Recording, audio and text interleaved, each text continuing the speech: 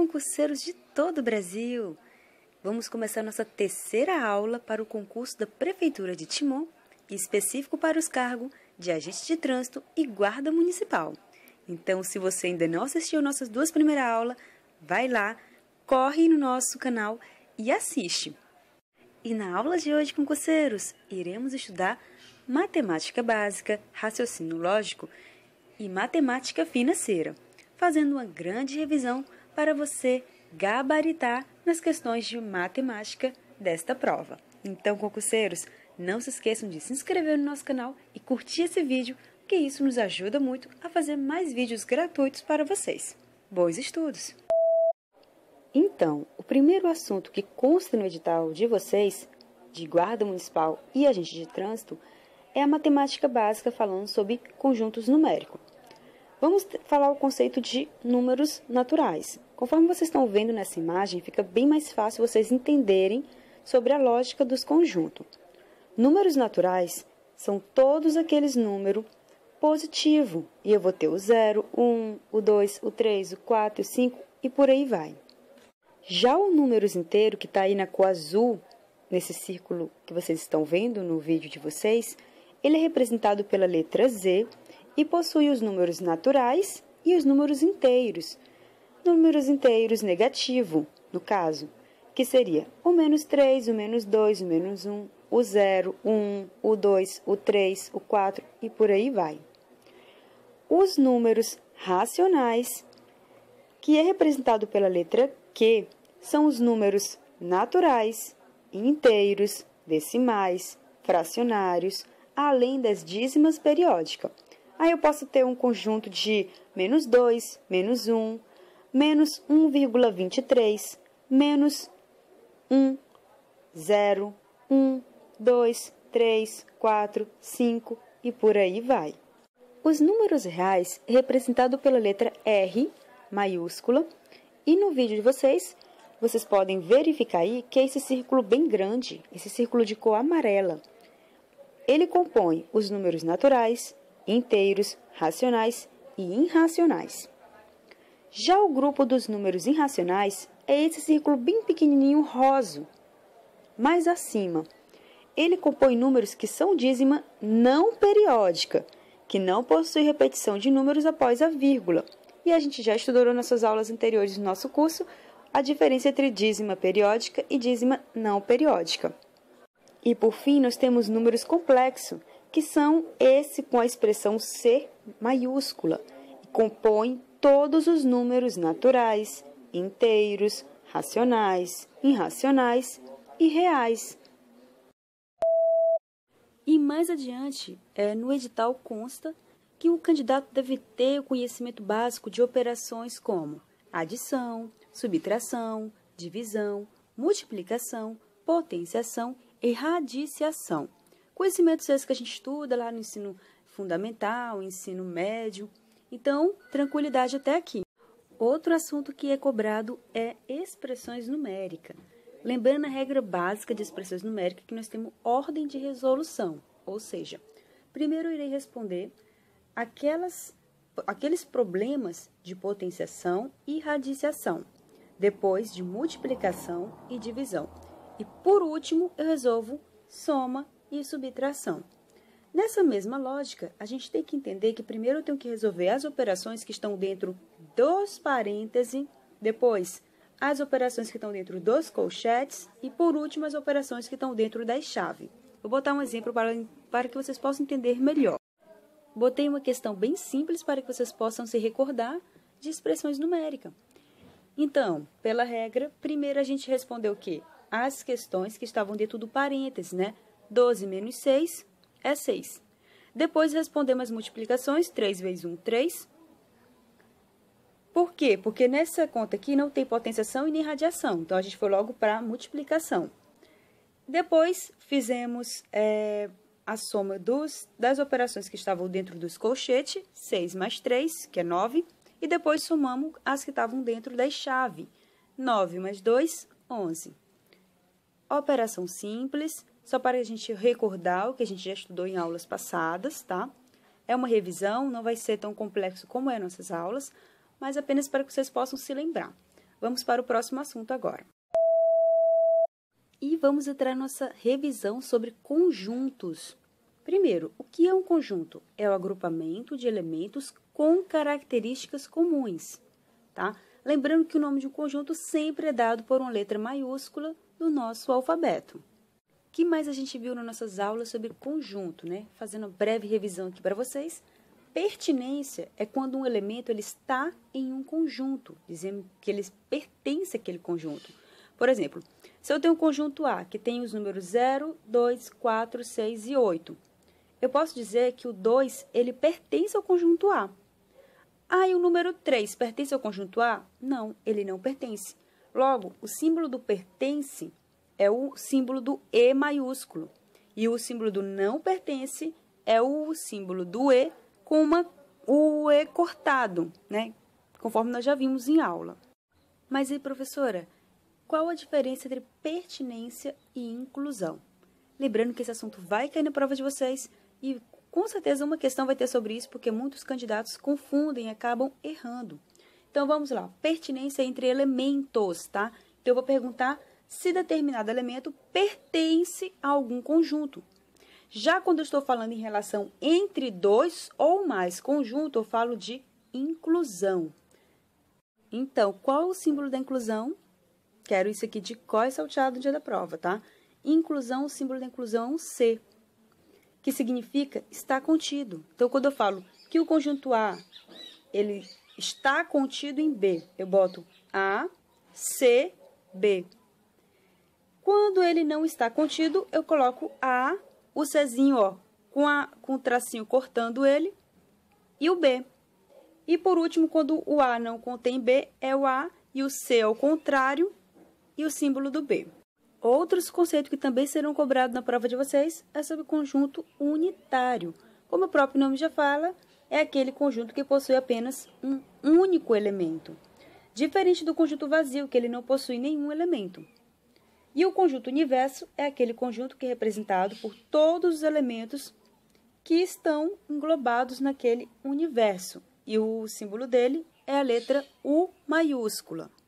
E na tela para vocês aparece o conceito de interseção de conjuntos, união e diferença. Interseção é o conjunto representado por A e B.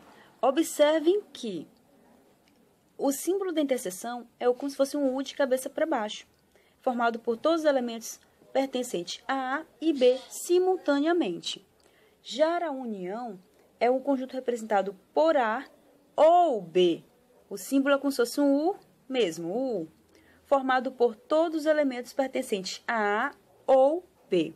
E a diferença nada mais é do que a diferença entre um conjunto A e B, formado por todos os elementos que pertencem a A, mas que não pertencem a B.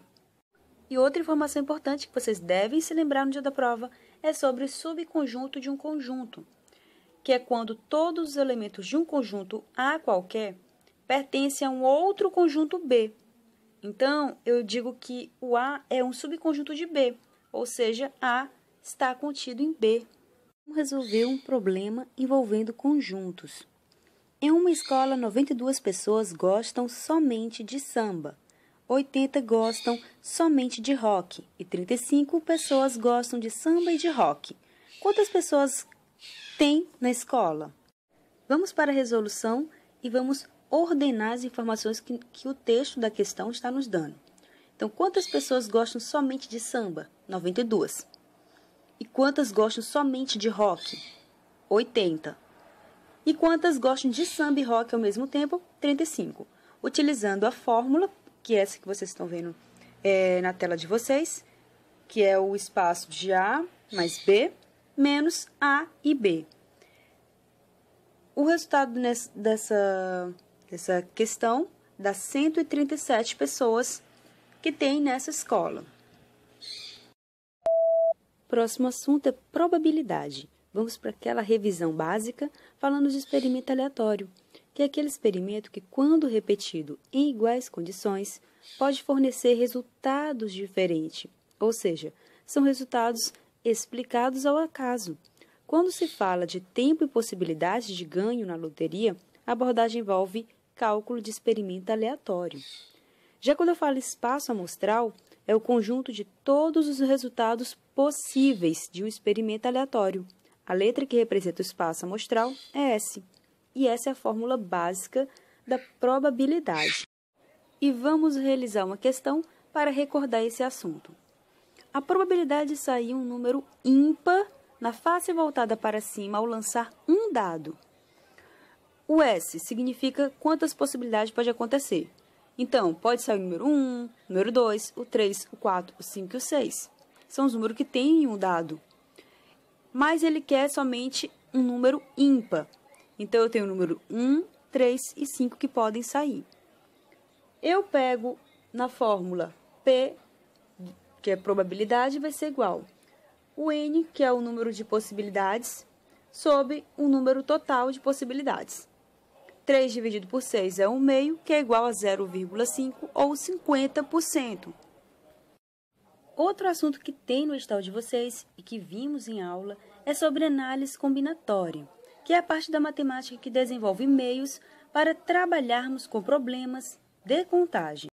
E na tela vocês poderão verificar uma situação bem típica que utiliza o princípio fundamental da contagem. Nesse exemplo que está em tela, essa garota tem 18 opções de vestimenta. Vamos para uma questão. De quantas maneiras podemos organizar 8 alunos em uma fila? Utilizando lá o princípio de arranjo, nós iremos fazer o 8 fatorial, onde multiplica o 8 vezes 7, vezes 6, vezes 5, vezes 4, vezes 3, vezes 2 e vezes 1, que vai dar esse total de 40.320.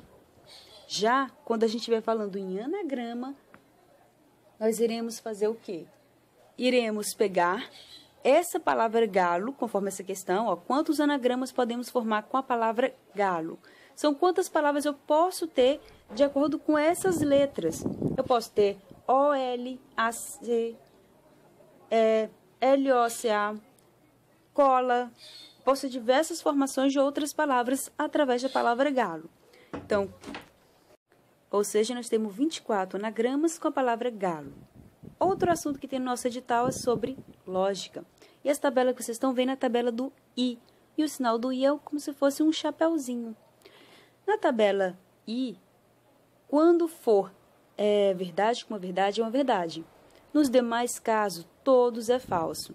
Então, a tabela I é bem simples, bem fácil assim de aprender. Então, só é verdade se tudo for verdade. Se você falar uma mentira, já torna aquela assertiva uma mentira. A próxima tabela é do OU, como vocês podem ver, é como se fosse um Vzinho de vitória.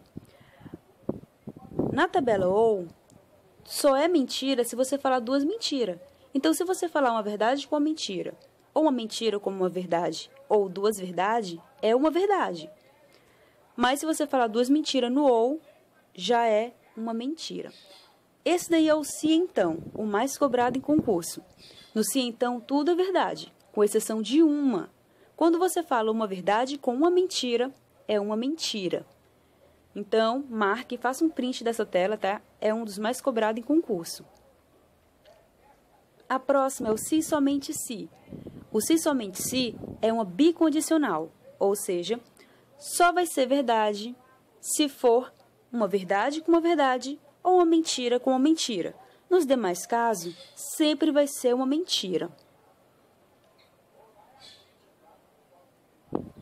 E, por último, é o ou, que é o V com o tracinho embaixo. Não sei se dá para vocês verem, a imagem está muito pequena.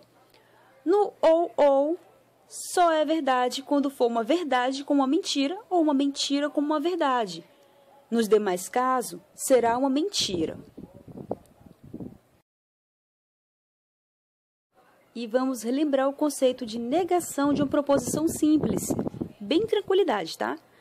O símbolo que representa a negação é uma pequena cantoneira, como vocês estão vendo, ou um sinal de tio, antecedendo a frase. Para negar uma proposição simples, basta pôr um não antes da sentença. Exemplo, Marcos é médico. Para mim fazer essa negativa, Marcos não é médico. Mais adiante, vamos ver agora como a gente faz para fazer uma negação de uma proposição composta. E agora eu quero que vocês prestem bastante atenção. Eu fiz esse quadro explicativo para que vocês possam entender as principais regras de lógica. Observem que esse quadro está rico em informação. Vocês têm que fazer um print dessa tela, têm que guardar essa imagem com vocês para sempre. Observem bem, na tabela verdade, no I só é verdade, como nós já falamos, quando for duas verdades. O I é o primeiro que eu estou falando, tá? O P e Q. O segundo, P ou Q, tudo vai ser verdade, com exceção de duas mentiras. No se, então, só é mentira se for uma verdade com uma mentira. Os demais casos são verdade. No se, somente se for uma verdade com uma mentira, que será falso. Nos demais casos, para ser verdadeiro, tem que ser duas verdades ou duas mentiras. E no ou, que é o último lado do nosso quadro, nós temos que para ser verdade tem que ser uma verdade com uma mentira ou uma mentira com uma verdade. Os demais casos são falsos. Como eu faço a negação de uma proposição composta? No I, que é a primeira linha laranja que vocês podem ver, o P e Q, para mim negar uma proposição I, eu nego a primeira frase, troco o sinal de I pelo OU e nego a segunda frase. A nossa primeira linha laranja aí embaixo com o nome negação. Na segunda linha, que está um pouco mais laranja claro, é do OU. P ou Q. Para mim negar o OU é o contrário do I. Eu nego a primeira proposição, troco o OU pelo I e nego a segunda proposição. Para negar o se, então, eu permaneço com a primeira proposição, boto o sinal do I na frase e nego a segunda proposição. E no se, somente se, eu nego o se, somente se, utilizando a fórmula do ou, que é o Vzinho com traço, como nós já explicamos anteriormente, que é o último da nossa tabela. E eu nego o ou utilizando o se, somente se. Vou passar agora umas questões para que vocês possam entender essa lógica. Acredito que a NUCEP vai colocar algumas questões de lógica, é bem típica dessa banca. Então, vamos para as questões. Primeiro, pessoal, quero que vocês saibam que o concurso de vocês, ele não exige que vocês sejam formados, mestrado, nem doutorado em matemática. Então, é claro que as questões, elas são de nível médio.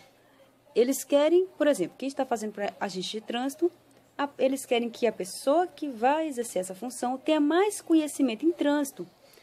É apenas o conhecimento básico que eles estão cobrando de matemática. Por isso que as questões, elas têm um nível mais fácil. Vocês não vão ver questões complexas no concurso de vocês, nem de guarda de civil municipal e muito menos de agente de trânsito. Então, vamos para a negação dessas proposições. Letra A. Luiz estuda e Luciana dança. Para me negar essa frase, conforme nós já vimos, eu nego a primeira frase, troco o I pelo OU e nego a segunda. Luiz não estuda ou Luciana não dança. Letra B. Ana vai à praia ou José vai dormir. Para mim, negar o ou é o contrário do I. Então, eu sei que eu vou negar a primeira, negar a segunda e trocar o ou pelo I. Ana não vai à praia e José não vai dormir. Letra C. Se estudo, então passo no concurso. No se, então, para me fazer negação, eu permaneço a primeira, coloco o conjuntivo aí e nego a segunda frase. Estudei e não passei no concurso. Claro que não vai ser o caso de vocês, né, concurseiros? Porque com o Eureka Concurso a gente passa, sim, em primeiro lugar. E dando continuidade, esse assunto de matemática financeira consta apenas no edital para a Guarda Civil Municipal, tá? Então, vamos lá. Juros é igual a capital versus taxa versus tempo. Nessa famosa fórmula BI, né, que a gente coloca J igual a CIT, onde juros simples é o dinheiro que sofre capitalização, apenas incluindo juros e período de tempo sobre o capital. Já o capital é o valor disponível no ato da negociação. A taxa de juros são fixadas no ato da negociação e o tempo é o tempo de aplicação, pode ser em mês, bimestre. E a fórmula para descontos simples, essa bem que está na tela de vocês, tá? É uma fórmula bem simples, intuitiva e muito importante. Sua utilidade é ampla e serve tanto para o desconto simples quanto para o desconto composto, ou seja, desconto é igual ao valor nominal, ou também chamado de valor de face, menos o valor atual, também chamado de valor antecipado. Então, mais uma questão para a gente se lembrar de tudo que a gente já estudou no nosso curso sobre os juros simples. Uma pessoa aplicou o capital de 1.200 a uma taxa de 2% ao mês, durante 14 meses. Determine os juros e o montante dessa aplicação. Utilizando a fórmula que a gente já viu no slide anterior, juros simples é igual a CIT, onde C é capital, I é taxa e T é tempo, ficaria 1.200 vezes 0,02, que é o valor da taxa, né, em porcentagem, vezes 14. Como a taxa está em mês e o 14 meses também, nós não vamos precisar fazer nenhuma modificação. Multiplicando tudo isso, a gente acha o valor de 336, que é o valor dos nossos juros. Para achar o montante, a gente soma 1.200 mais 336, que achamos o valor do nosso montante. Então, concurseiros, não se esqueçam de se inscrever no nosso canal e curtir esse vídeo. Isso ajuda muito a gente a divulgar mais vídeos gratuitos para vocês. Vamos falar agora de juros e descontos compostos. A fórmula para calcular o montante de juros compostos é essa que está aparecendo na tela para vocês. Montante é igual a capital vezes 1 mais I, que se a taxa de juros aplicada elevado ao tempo da aplicação. Se possível, faça um print dessa tela. Também muito importante, talvez caia em questão de desconto composto para os guardas municipais. Então, concurseiros, chegamos no final da nossa aula. Espero ter ajudado bastante vocês. Desejamos aqui uma boa prova para todos os nossos alunos e para todos que estão assistindo também o nosso vídeo. E não se esqueçam que as questões vão ser realmente nesse nível. Eles não vão cobrar coisa tipo nível Einstein para vocês não, tá? A prova é de nível médio, muita calma e foque no específico, que é onde tem a pontuação maior para vocês.